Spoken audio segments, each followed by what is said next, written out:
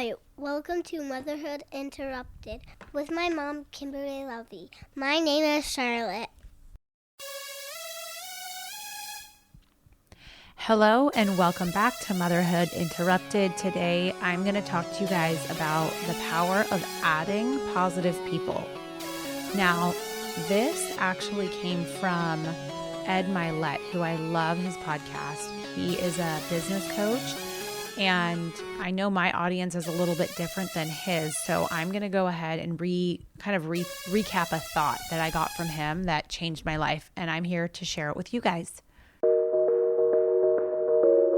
Okay, so many of us kind of know about what it means to be removing negative people from your life. And I want to say that back when I was in my 20s, I started to really get good at this. And kind of at that time, I realized, okay, some of these people are trouble or not positive influences, or they're just toxic for me in one way or another. And oftentimes when people are toxic, they don't mean to be, they just can't get their own stuff together. You know what I mean? And so it's hard when you're younger to recognize, or really at any time to recognize when you're struggling with a friendship, any kind of relationship, that a lot of times it's hard to realize that it truly is not about you. It's about someone else's inability or lack of capacity to show up for you the way that you would like. And so kind of that realization was a huge deal for me in my 20s. And that's when I really started to just weed out people like crazy. And since that time, I've gotten incredibly good at continuously reevaluating the people that I let into my space. And also not just people, but content that I let into my brain. So for example, I stopped watching the news because I realized that I'm way too much of an empath to kind of digest all the news, which I always call it the bad news. And I'd get super upset about all the storylines going on in the news. And oftentimes they were things that I could have no control over. And so I realized the news is really toxic for me. So I stopped listening to it, stopped reading it. Now, if I want to look up something specific, I can through the power of the internet, thankfully. So I'm able to kind of handpick what I let into my brain. But I also do that with my friendships, my relationships. So when I'm meeting new people, I'm constantly evaluating, and not even just new people. When I'm meeting new people, but also as I get to know people or even old friends, I'm always reevaluating. Is this a couple that's healthy for Brian and I to be around? Is this somebody that makes me feel uplifted? Or do they just kind of dump on me? And I think what's tricky about that is, one, constantly reminding yourself to reevaluate, and somebody that could have been not toxic for you a while back could, for some reason now, become toxic or triggering. And I think that's just, it's selfish, and it's important to be selfish in that way, where you're really protecting your own emotional space and protecting the thoughts and feelings that go into your day-to-day life. And so that's probably one of the biggest tools that I use. And what I do is, when I do find somebody that I realize is toxic, I just kind of do the slower back away, create more distance. And I don't announce it. I don't say much. I just see less of them, less text messages, less everything. And it's a very slow, natural devolvement of a friendship. And so I've gotten extraordinarily good at that. It's super important for you guys to also be looking around at your circle, and maybe a friend from 20 years ago, from 10 years ago, from 3 years ago, all of a sudden isn't adding value to your life anymore for one reason or another. And look, obviously friendships are supposed to be two ways. So that's not to say that if someone's going through a tough time, you should be bailing on them. That's not at all it. It's just that you'll start to notice that you might have friends that were struggling with, like, a marriage, for example, 20 years ago, and they're constantly downbeating their husband. And now it's 20 years later and they're still in that marriage and nothing's changed. And it's, to me, that's not positive, that's not uplifting, that's not someone that's truly taking action and trying therapy or trying to work through issues. And, it's just somebody that's bringing up repeated problems and dumping them back on you and yet doing nothing about it to really help themselves is not somebody I allow in my space. And, a big reason for that is because I pour into my friends and family so much that I have to at some point cut them off, because it's a big waste of my energy to be pouring into people, giving them so much love and support and taking, sometimes hours and hours of time, helping somebody through a situation when they really need a friend. And then when they really need a friend, and then they just come back and it's 2 years later and it's the exact same discussion. So that's when I will cut somebody off, when it's like, you are just at this point draining my energy and I cannot help you because you're not even actually here to help yourself. So that is something I do all the time. And if you're not doing that, I would encourage you to start really evaluating if there's anybody that's draining you of energy. That's when you need to do the slow back away and cut them out. So kind of the advanced version of this is, once you feel like you've really mastered that skill of flagging and weeding out and creating distance between you and people that don't add to your life, and really removing people that are draining your energy, is seeking out and creating space for people that add to your life. And I was having a great conversation again with one of my good girlfriends, and I thought, I have to talk about this on the podcast. And she's had a very tough upbringing and things have not been easy.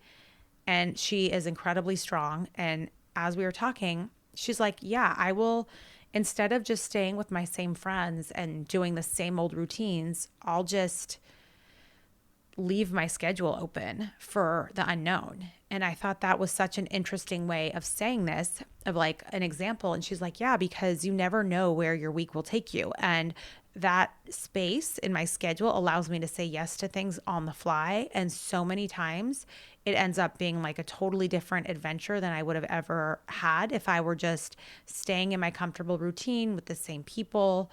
And she's really trying to grow herself on so many levels, which is why I love and respect her so much. And yeah, so I was like, okay, we need to talk about this, because it's something I, over the pandemic, started doing and really started to re-curate my circle of people that I hang out with. And the reason for it was all about adding. I felt like, okay, I've done step one, I've removed negative people, but now I'm kind of steady state and I want to level up. I want to be to the next level. I want to be around people that are doing what the highest version of me wants to be doing. They're driving the cars maybe that I want to be driving one day. They have the success, whether it's in business or it's in their marriage or with their children or their parents, whatever there's so many different facets that people that are really masterful at certain areas of their life. It could be that they're amazing at tennis or golf or whatever the sport is. Anything that you feel like is aspirational to you, finding people that have already been there and leveling you up is super important. It is one of the most important parts of success that, again, I don't feel like is talked about enough. And I think I read a meme the other day that said like, oh, I think Kim Kardashian posted it, actually, funny enough. And it said something like, I want to hang around with friends that only talk about the craziest of ideas or something like that. And I'm like, yes. And that's exactly why Kim Kardashian is where she is today. So yeah, I think that keeping in mind that step one, you need to take away people, and sometimes it's family members that are super toxic. They drain you of your energy. And starting to really focus on finding people that in one way or another, they inspire you. They level you up. They're doing the next thing. I think what's also tricky about this that I don't think people talk about enough, and I think it happens mostly with women, honestly, is a lot of times when there's a woman out there doing or having or experiencing something that you could only wish for at that moment, you actually kind of don't like them. You actually get threatened. and it's hard, and you'll find yourself not liking that person. And I'm going to challenge you right now. If there's someone that you can think of that is that person for you right now, and a name just popped in your head, I want you to double click into the thought.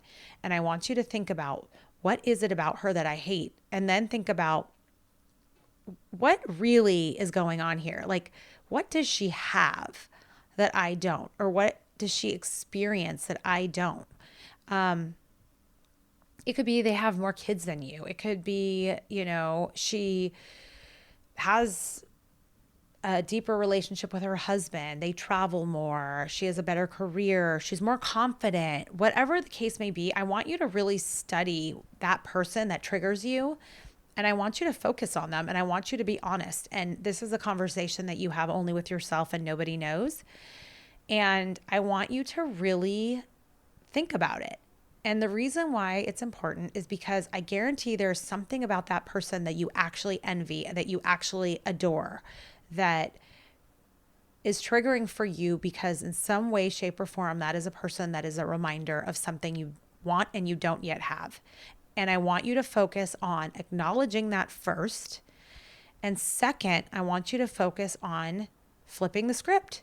So what can you do to join in that success, or make a step in that direction, and use that person as inspiration? Because truly, your feeling of dislike or distaste with that person is really coming from a different place, and you're blocking it, and you're shutting out your own, and you're suppressing your own desires on something. And I guarantee if you let that narrative play out freely in your head, you'll start to reveal a lot more about something you truly want.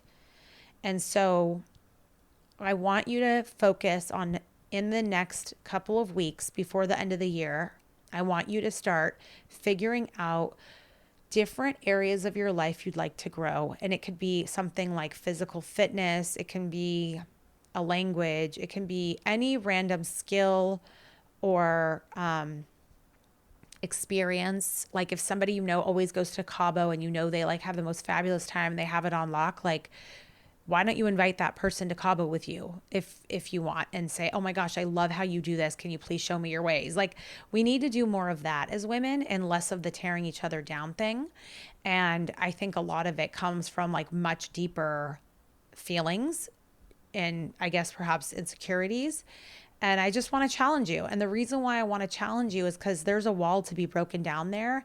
And when you come out on the other side and you start being proactive instead of being, festering and just jealous, frankly, I think you're going to uncover a lot more parts of yourself that you really like. And you're going to feel a lot more fulfilled and satisfied, which is what life's all about. It's not a dress rehearsal, and it's time that you take it by the horns. So thank you for joining me on this very quick episode. I'm going to be doing quick hitter episodes like this, where I give you a little bit of positivity or inspiration. So look for those. I'm giving you a little bit of insight, a little bit of inspiration, and hopefully you can keep it with you and carry it with you and be better for it. So thank you for listening. And please, again, share this podcast or this episode, and DM me if this is helpful at all. If you like these short episodes, let me know. And I look forward to chatting with you guys again soon. All right, that is it for today. Now, as you know, some of our best conversations actually happen after the show. So I want you to find me on Instagram at Kimberly Lovey and let me know your thoughts about today's show. You can screenshot this episode and let us know what your biggest takeaway was, and tag me at Kimberly Lovey, and we can share it on our stories. I will see you again, same time, same place next week.